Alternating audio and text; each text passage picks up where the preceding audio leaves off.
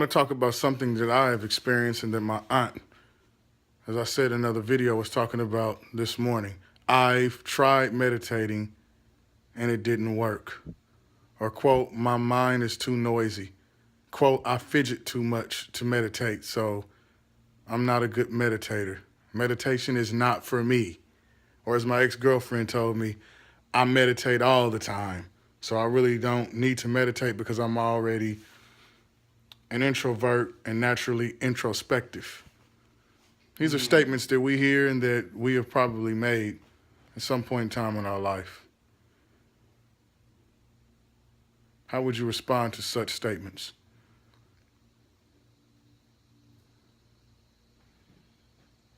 When we talk about meditation, often we think of an exercise where we're sitting still and we may be listening to some music and we may be guided by the words of some teacher or some swami, some monk. And they guide us to sit still. So often it's about, sometimes, there's two different processes of meditation. Sometimes it's about using creative visualizations. And that's one type of meditation where you're using the power of imagination to create beautiful colors in your mind and imagining those colors around in your body and things like that. A lot of people do with pranic healing and other type of methods. We've done that before with Brother Mensa years ago. I remember that. Dr. Jason Mensa. And then the divided attention exercise you had me doing years ago, right, with the candle. Right. And that's a form of meditation, correct? Yeah, that's a. So let's deal with what is different. That's a different form of meditation. That's more along the lines with the second form of meditation. Now, the second form of meditation, and this is where your aunt might be more identified with, and she's saying that I tried meditation, it don't work for me. I can't do it because my mind, or somebody, people say my mind is always chattering, or my body's always fidgeting or moving. But we have to realize that meditation is kind of like physical exercise. It's more of a psychological exercise. And just like in physical exercise, if I tell you to do 100 push-ups non-stop, most people on this planet would be not able to accomplish such a task. Exactly. They would say, all push-ups is not for me. I can't do it. My muscles, I can only do one and that's it. My body ain't built for that. But it's not that your body's not built for it. It's just that it's not familiar with the process or the exercise itself. Mm-hmm. So once you start doing, you start with one push-up, you start with two, the next day, start with three, and you build yourself up. The same it is to some degree with meditation. But meditation is not so much an exercise to build you up. Meditation,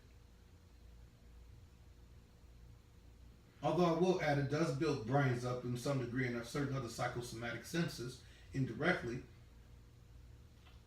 But meditation more so is a training of the mind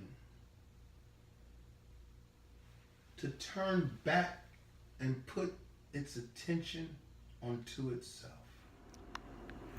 Brother Dez, let's go into this more. What is meditation?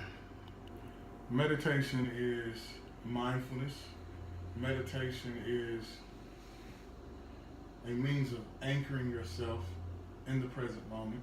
And you can think of the present moment as a calm sea or calm body of water. And you can think of an ordinary psychological state as a turbulent sea, like the storms. And what happens to a ship or a boat that doesn't have an anchor? It's tossed about to and fro based upon the intensity of the storm and the water and the winds. Mm. Meditation essentially is an attempt to become the director of the stream in your private theater of your mind. Your mind, in a sense, is a private theater, and you learn to manage what content is in that theater. It's more complicated than that, but essentially that's what meditation is. It is a tool that allows one to become a director of your life's film. Brother Des, we mentioned that meditation is a training of the mind to turn its attention or awareness back to itself. Yes. Can you please elucidate a little further for us? Yes, I like to think of meditation in the sense of the Sanskrit word mantra. Mantra. Man, or pronounced man meaning mind, and tra means steadying, so steadying of the mind. You are training the mind as you would any other muscle. And by default, the mind is noisy, chaotic, rife with psychological suffering and emotional maelstrom, a storm of emotions, right? So you are training the mind.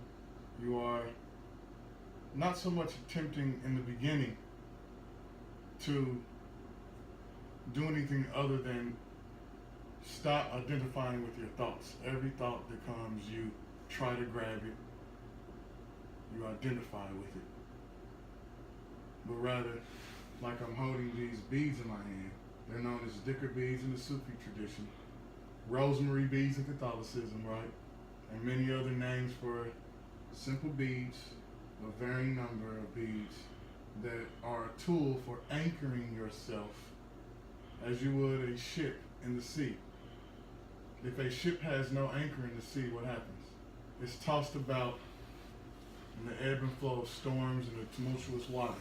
Mm. When it has an anchor, if it's a good and reliable anchor, then it is not subject to the ebb and flow of the turbulence in the water.